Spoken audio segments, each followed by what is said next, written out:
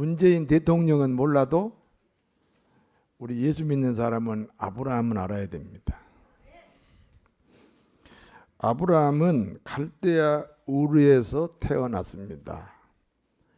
갈대아 우르에서 결혼도 했습니다. 그러던 어느 날 아버지 따라 이사를 갑니다.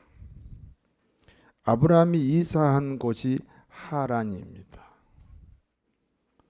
아브라함은 하란에서 안정된 삶을 살았습니다. 나이 75세 때입니다. 또다시 이사를 갔습니다. 그곳이 가나안입니다. 그러니까 아브라함이 3번의 이사가 있었어요. 갈대아 우르에서 하란으로, 하란에서 가나안 땅입니다. 사실은 하나님의 인도를 받다 보니까 3번씩 옮기게 된 겁니다. 여러분도 하나님의 인도 따라서 이 성전에 모이신 줄로 믿습니다. 하나님의 인도 따라 가나안으로 오게 된 아브라함은 하나님이 4가지 축복을 약속하셨습니다. 첫 번째가 너를 통하여 큰 민족을 이룬다. 두 번째가 내 이름을 창대하게 한다. 세 번째가 너 자신이 복이다. 그리고 4번째가 절대 보호하겠다. 너를 축복하는 자는 내가 축복하고 너를 저주하는 자는 내가 저주하겠다. 이 4가지 축복을 약속하셨습니다. 하나님의 약속은 반드시 이루어집니다. 다만 그 이루어지는 때를 사람이 알 수 없다는 겁니다. 하나님이 여러분을 반드시 축복합니다. 그런데 내 축복이 언제 이루어지는지 그때는 우리가 알 수 없어요. 아브라함이 살고 있던 시대에 큰 전쟁이 일어났습니다. 엘람 나라를 중심으로 한 4개국과 소돔 나라를 중심으로 한 5개국이 전쟁을 했습니다. 그러니까 요즘으로 말하면 이제 세계 전쟁이 일어난 거지요. 전쟁의 결과입니다. 소돔 중심의 5개 나라가 엘람 중심의 4개 나라에게 패배를 당했습니다. 전쟁에 지면 어떻게 됩니까? 전쟁 보상금을 지급해야 됩니다. 왕족과 귀족 등 수많은 사람들이 포로로 끌려갑니다. 포로로 끌려가면 노예 신세가 됩니다. 자기만 노예가 아니라 자자손손이 노예로 살게 됩니다. 아브라함에게 롯이라는 조카가 있었습니다.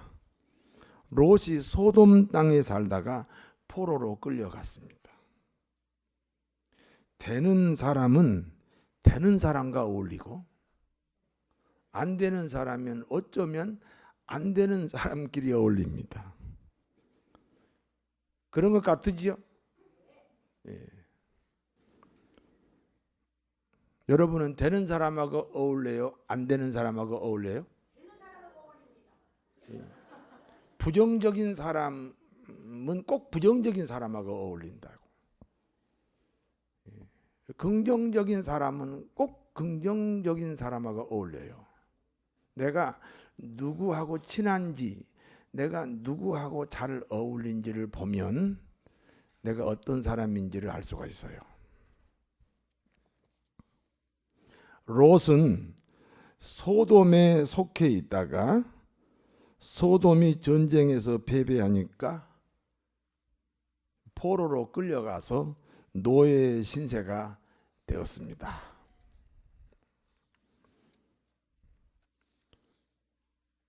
아브라함은 엘람 연합 포로로 잡혀간 조카 롯을 구해야 됩니다. 아브라함은 자신의 가신 318명을 데리고 단으로 갔습니다. 그리고 한밤중에 기습 작전을 합니다. 당시 세계 전쟁에서 이긴 연합군을 아브라함이 이겼습니다. 그때부터 이스라엘은 전쟁할 때마다 기습 작전이에요. 항상 아랍 나라들하고 전쟁하잖아요. 팔레스타인하고도 전쟁하잖아요. 그런데 항상 기습 작전이에요. 그리고 백전백승, 이 백전백승이 그 이스라엘 전쟁의 전통입니다. 아브라함이 전쟁에서 이겼으니까 붙잡혀간 포로들을 다시 데려오죠. 전쟁 보상금까지 받아가지고 돌아옵니다. 아브라함이 단신으로 연합군을 이긴 비결이 있습니다. 비결이 뭔지 아세요?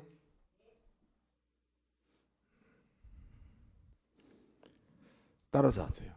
가나안 땅에 살았기 때문입니다. 여러분, 가나안 땅은 하나님이 주인된 곳이에요. 가나안 땅은 하나님이 통치하는 곳이에요.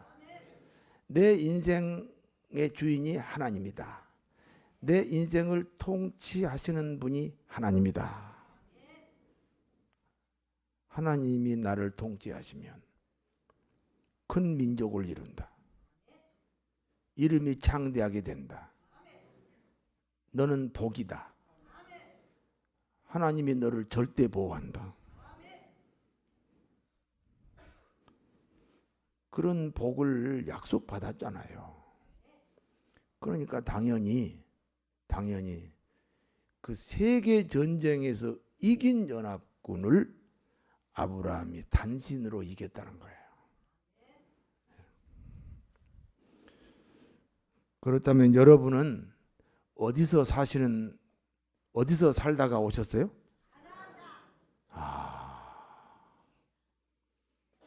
옆에 분한테 물어보세요. 어디서 살다 오셨냐고.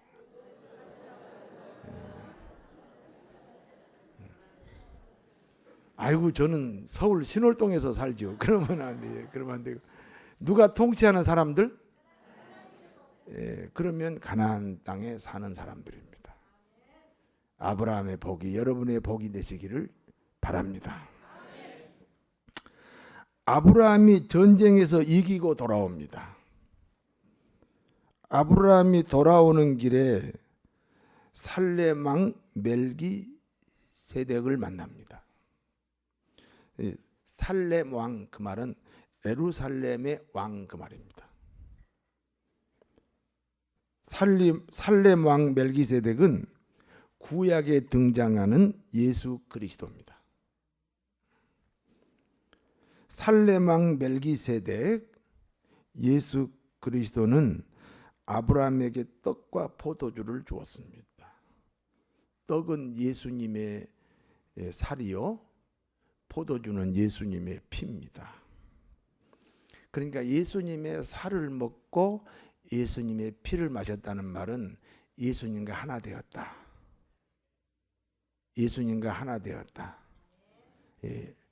영접하는 자, 곧 그 이름을 믿는 자들에게는 하나님의 자녀가 된다. 예수님과 하나 되었다. 그래서 예수님의 죽음이 내 죽음이에요. 그러므로 내 죄값이 치러지고 예수님의 부활이 내 영생이에요. 그래서 우리가 구원을 받는 것입니다. 요즘으로 말하면 이 성찬 의식입니다. 아브라함에게 사제의 은총을 베푼 것입니다. 사제의 은총과 함께 아브라함을 축복합니다. 천지를 창조하신 지극히 높으신 하나님, 아브라함에게 복을 주옵소서. 4개국 연합군을 적군을 물리치도록 은총을 베푸신 하나님을 찬송합니다. 그때 아브라함이 살렘 왕 멜기세덱에게 자기가 전쟁하면서 얻은 모든 재물 중에서 10분의 1을 드렸습니다. 이것이 11조의 시작입니다. 아브라함은 살렘 왕 멜기세덱, 즉 구약에 나오는 예수님을 만나고 이제 가나안으로 돌아오는 길입니다. 이번에는 소돔 왕을 만납니다. 소돔 왕은 전쟁에서 패배한 왕입니다. 소돔 나라 수많은 사람들이 전쟁 포로로 끌려갔습니다. 그 중에는 자기 아들도 있고, 그 중에는 귀족의 아들들, 일반 백성들도 있습니다. 사람만 끌려간 것이 아닙니다. 엄청난 재물도 빼앗겼습니다. 아브라함은 전쟁 중에 잡혀간 사람들과 빼앗긴 재물들을 몽땅 찾아가지고 돌아옵니다. 소돔 왕은 아브라함을 보고 너무너무 감격합니다. 그렇잖아요. 포로로 붙잡혀간 아들을 지금 아브라함이 데리고 오잖아요. 그 빼앗겼던 재물을 지금 몽땅 다시 빼앗아 가지고 오잖아요. 그러니까 그 아브라함이 소돔 왕 입장에서는 은인이에요. 너무너무 감사하고 너무너무 감격이지요. 그래서 아브라함에게 이렇게 말합니다. 재물은 모두 아브라함 당신이 가져가고 사람만 돌려달라는 거예요. 그렇지요. 그 목숨 걸고 전쟁하러 가서 그 재물을 가져왔어요. 그 중에는 물론 소돔 왕의 재물도 있지요. 그러나 그걸 달라고 할 수 없잖아요. 재물은 다 아브라함 당신이 가져가고 사람만 돌려달라. 소돔 왕의 제안에 아브라함의 대답입니다. 천지를 창조하신 하나님의 이름으로 내가 맹세한다. 나는 소돔 왕에게 속한 재물은 반드시 돌려준다. 당신이 빼앗겼던 재물 내가 지금 가져오는데 그거 내가 다 돌려주겠다. 돌려주는 이유가 있습니다. 아브라함이 훗날 부자가 되었습니다. 그때 사람들이 소돔 왕 덕분에 부자가 되었다. 절대로 그런 평가를 들어서는 안 된다는 겁니다. 오직 하나님으로만 부자가 되었다.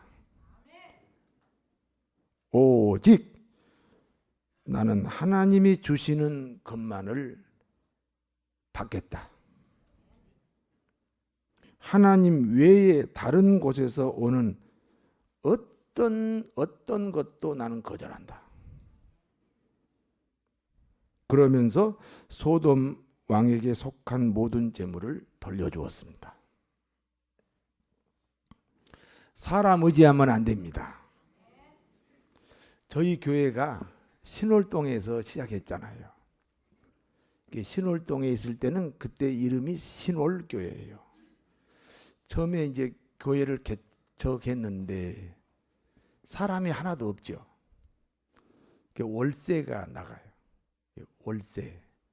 월세가 나가죠. 또 생활을 해야 되잖아요. 어머니도 계시고 아들도 있고 또 우리 아내하고 나하고 이렇게 4명의 식구들이 또 먹고 살아야 되잖아요. 그래서 이 개척을 처음에 시작할 때 제 나름대로 여기저기 도와달라고 제가 부탁을 했어요. 그러니까 도와주겠다는 사람이 있었어요. 그래서 이렇게 도와주면 월세도 내겠다. 이렇게 도와주면 내가 기본적인 생활은 하겠다. 특별히 제가 평신도 때 모셨던 목사님이 큰 대형 교회를 하셔요. 그분이 오셔서 그래 내가 너 도와줄게 그랬단 말이에요. 그래서 저는요 이제 내가 개척교회를 시작해도 생활 문제는 걱정 안 해도 되겠구나 이렇게 시작을 했어요. 그런데 한 곳에서도 나를 도와주는 사람이 없어요. 도와주겠다는 사람들이 한 사람도 나를 안 도와주는 거예요.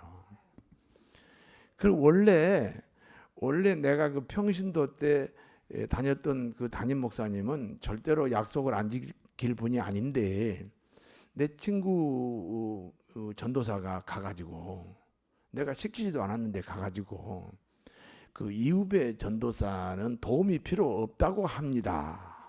이렇게 전한 거예요. 그래 도움이 필요 없다고 하니까 이제 그 목사님은 안 도와준 거죠. 참 신기한 일이죠. 그렇죠? 사람으로부터 모든 도움이 끊어졌어요. 저는 그것 때문에 하나님이 저를 도와주셨어요. 그래서 그냥 어렵지 않게 그냥 쉽게 교회가 부흥됐고 자립을 했어요. 하나님이 안 도와주시면 사람이 안 도와주면 누가 도와줘요? 하나님이 도와줘요. 하나님의 도움이 필요하십니까? 그러면 사람 의지하지 마십시오. 저는 믿음이 좋아서 하나님만 의지한 게 아니고 그렇게 하나님이 은혜를 베푸셨어요. 사람하고의 그 관계를 다 끊어지게 하셨어요. 하나님이. 그리고 하나님이 저를 도와주시고 그래서 개척하고 지금까지 평탄하게 부족한 것 없이 오늘날 이 자리까지 오게 된 줄로 믿습니다. 아브라함은 함께 전쟁했던 318명의 가신들, 요즘으로 말하면 아브라함의 비서들이죠. 그들에게 철저하게 보상합니다. 신세를 졌으면 반드시 갚아야 됩니다. 책임과 의무를 충실히 실천해야 합니다. 공짜 좋아하면 복을 받지 못합니다. 도움 받기보다는 누군가를 돕는 자가 되시기를 다시 한번 부탁합니다. 오늘 이 본문은 11조에 대한 교훈이에요. 11조 그 다른 말로 하면 돈이잖아요. 돈. 나는요 옛날에 다니던 교회에서 목사님이 자꾸 헌금 얘기하니까 내가 그 교회를 떠나서 금포교회 왔는데 또 목사님이 돈 얘기하네 이러면 안 돼요. 이러면 용서하시고 들으셔야 돼요.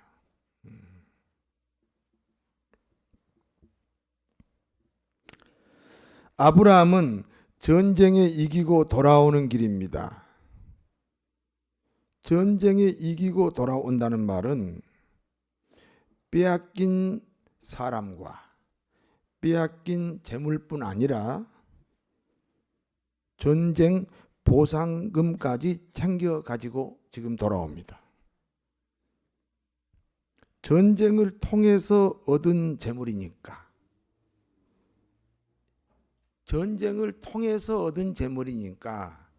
아브라함이 지금 가지고 온 재물은 노획물입니다.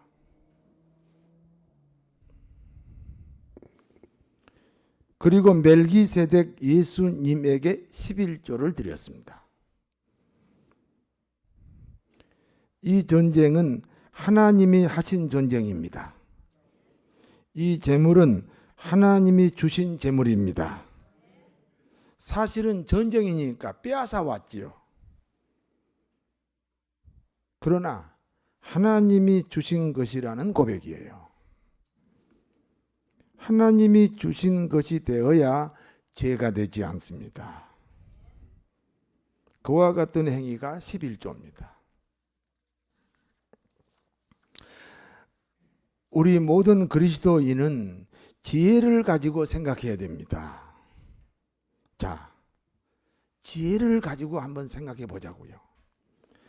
아브라함이 전쟁하고 가져온 노획물, 아브라함이 전쟁해서 가져온 노획물과 우리가 일상생활에서 얻은 수입과 이게 동일하다는 사실이에요.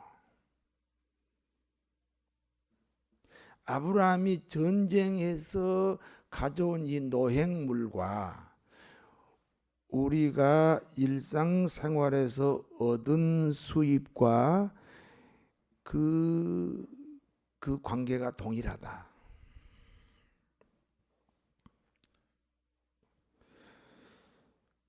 누군가 가지고 있던 것을 우리가 가져오잖아요.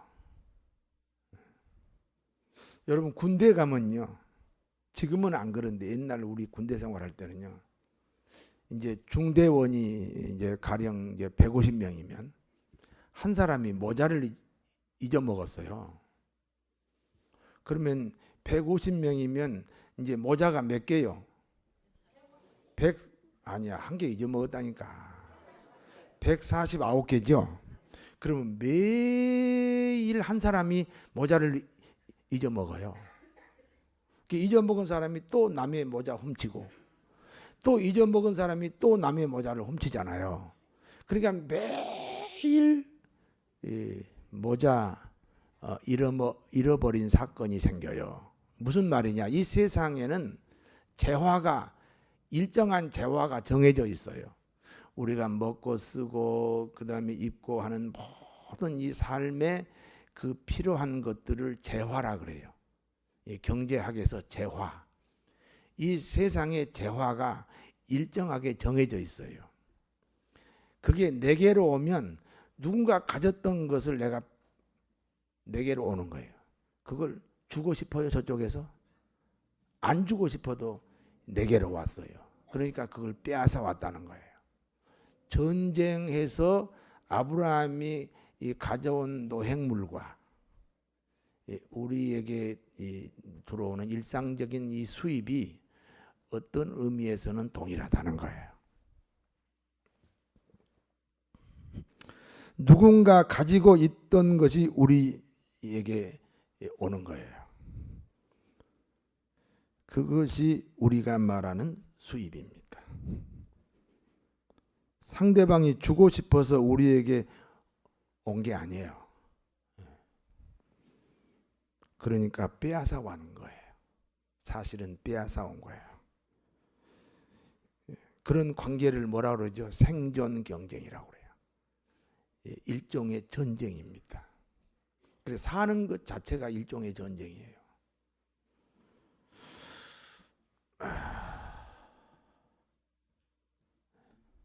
어떤 사람이 식당을 하는데 그런데 그 밥 먹는 사람이 말이야. 그 동네나 그 김포시에 또는 인천시에 그 점심 먹는 사람이 정해져 있잖아요. 그런데 어느 식당은 아주 잘 되는 거예요. 그쪽으로 손님이 몰려간 거지요. 그러면 반대로 사람이 한가한 식당이 있다는 거예요, 없다는 거예요? 그렇죠. 그러니까 우리 식당이 굉장히 번창하다는 말은 우리 식당 때문에 다른 식당은 지금 잘 안 된다, 한가하다. 그러면 피해를 준 거야, 안 준 거예요? 피해를 줬잖아요.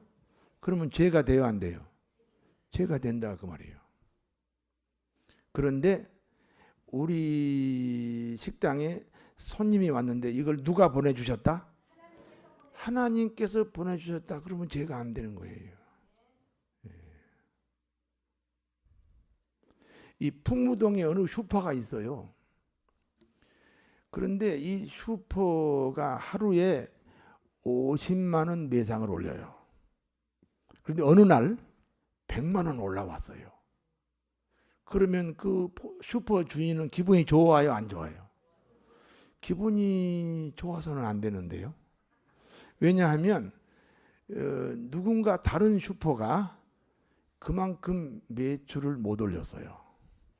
우리 슈퍼가 50만 원 더 올라온 것 때문에 이 주위의 다른 슈퍼가 50만 원 이 매출이 덜 올랐어요. 그래서 우리가 지금 매출이 더 올랐기 때문에 다른 슈퍼에 피해를 준 거예요, 안 준 거예요? 피해를 줬으면 죄가 돼야 안 돼요? 죄가 돼요. 그런데 그 50만 원 더 다른 날보다 50만 원 더 매출이 올라온 것, 이거 누가 주셨다? 네, 하나님 주셨다. 그래서 11조를 내는 거예요. 그 고백으로 11조를 내는 거예요.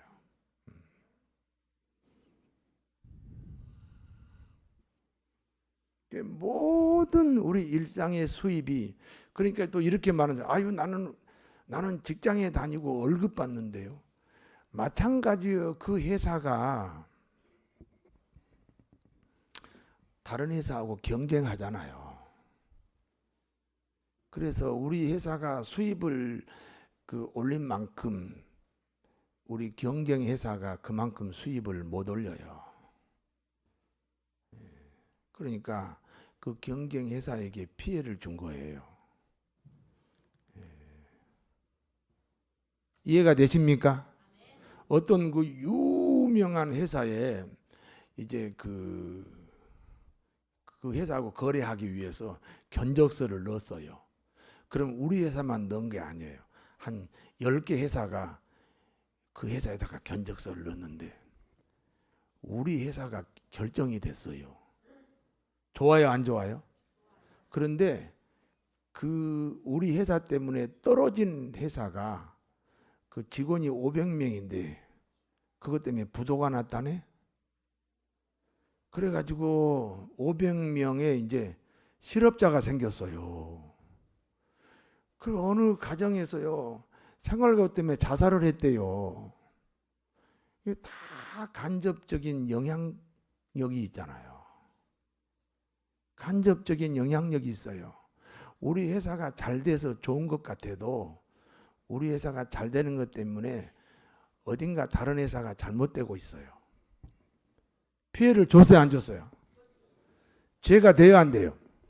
그런데 죄가 안 되는 유일한 방법은 누가 우리 회사를 축복하셨다? 하나님이 축복하셨다. 그래서 그 고백으로 11조를 내는 거예요. 이해가 되시면 아멘 하세요.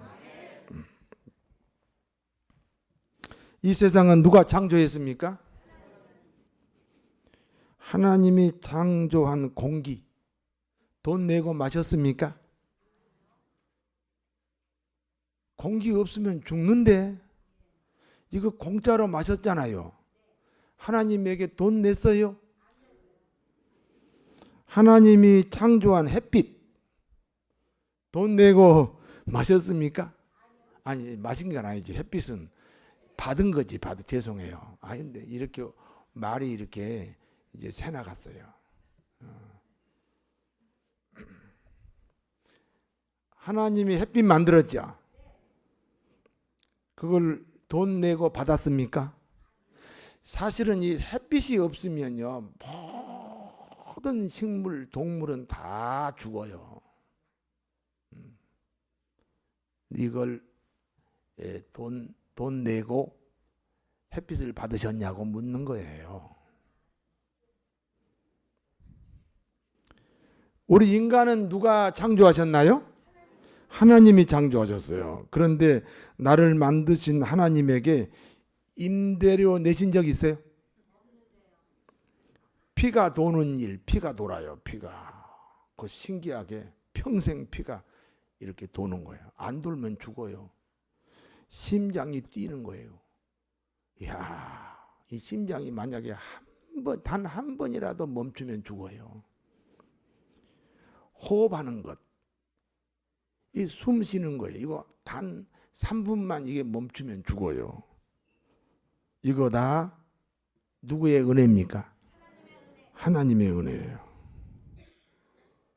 하나님의 은혜라 그래가지고 숨 쉬는 것, 그 숨 쉰다 고마워서 그 숨 쉬는 값 냈어요?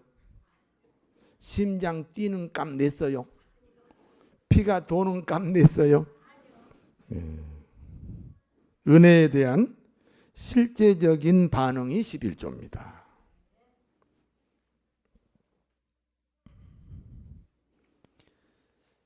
아유, 목사님 모처럼 교회 왔는데 돈 얘기 안 해. 그렇게 안 들리시죠? 그렇게 들리면 안 돼요.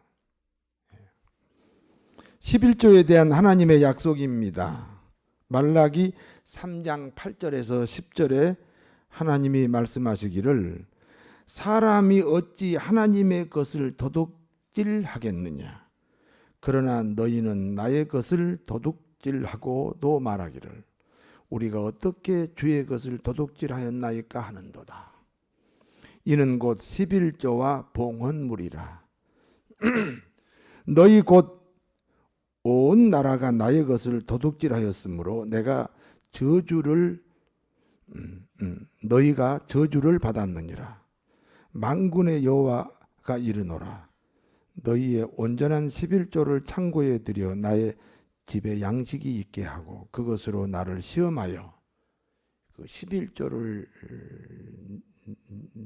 내라. 그리고 나를 시험하여 내가 하늘문을 열고 너희에게 복을 쌓을 곳이 없도록 붙지 아니하나 보라. 믿음이 없으면 그냥 억지로라도 한번 해봐라. 나를 시험하여 보라. 그렇잖아요. 11조를 낸다는 것은 다 이 세상의 모든 것을 하나님의 소유로 고백한다는 거잖아요. 하나님이 너무 기쁘시겠지요. 11조를 지키면 복을 쌓을 곳이 없도록 부어주신다. 11조를 지키면 일터와 가정이 복되고 아름답다. 믿습니까? 이제 추수감사절이 한 2주 있으면 추수감사절이 와요. 한국의 모든 교회들이 다 감사에 대해서 설교합니다. 그런데 감사보다 더 중요한 것이 11조예요. 11조 회복이에요.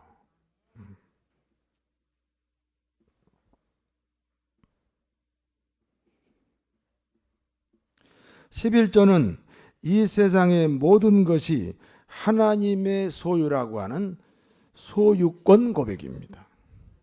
그러므로 11조는 헌금이 아닙니다. 11조는 신앙 고백입니다. 11조를 실천하지 않으면 소유권이 하나님에게 있지 않다는 것과 같습니다. 그것은 불신앙입니다. 하나님의 존재에 대한 부정입니다.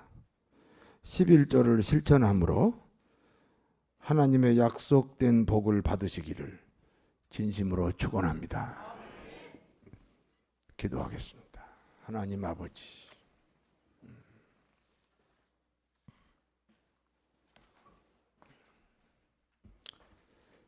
생활이 어려운데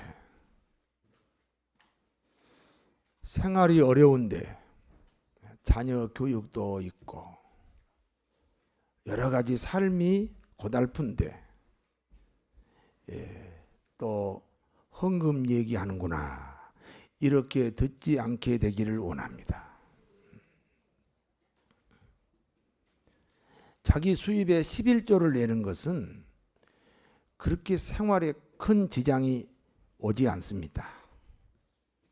그렇게 함으로 하나님을 인정하고 하나님의 존재를 인정하고 이 세상의 모든 것이 하나님의 소유라는 고백을 하도록, 그래서 하나님의 기쁨이 되도록 저희를 축복하여 주옵소서. 예수님 이름으로 기도하옵나이다.